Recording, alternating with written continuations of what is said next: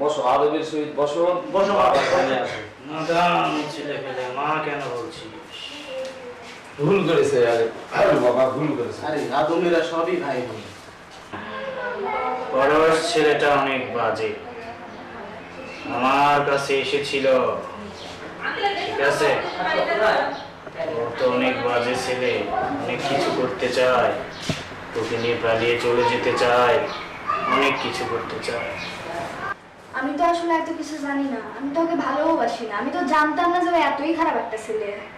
হুম, ঠিক আছে, তোর স্বপ্ন কি বল? আমার স্বপ্ন হচ্ছে আমি ভালো করে লেখাপড়া করে ভালো জায়গায় আমার একটা বিয়ে হবে, অনেক সম্পদশালী হবে সে, তার বাড়ি গাড়ি সবকিছু থাকবে, আমি স্বর্গের মতো সুখে থাকবো আমি। তোর কথা শুনে যা বুঝলাম তোর অনেক সম্পদশালী স্বামী দরকার।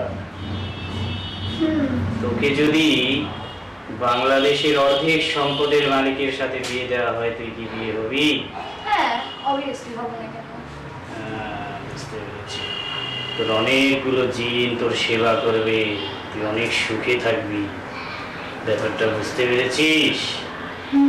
তাহলে কি তুই কি রাজি আছিস? হ্যাঁ এরকম ছেলে পাইলে তো রাজি হবই। আমার স্পেশাল গেস্ট, তোদের কি হুঁশ নেই? যা, বাংলাদেশের যত দামি খাবার আছে সব নিয়ে আয়, যা যা। আরে বাবা বলেছে, আরে বাবা বাবা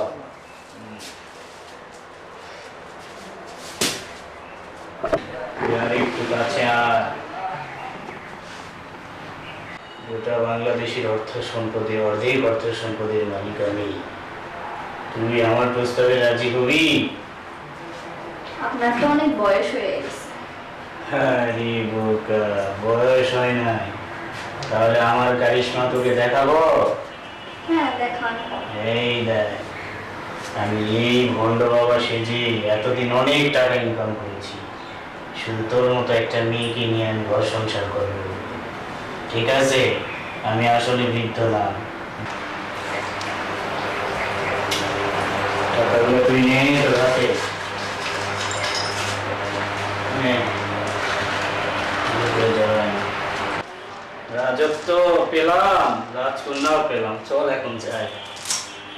তেল গেলে ফুরাইয়া বাতি যায় নিভিয়া, কি হবে আর কান্দিয়া।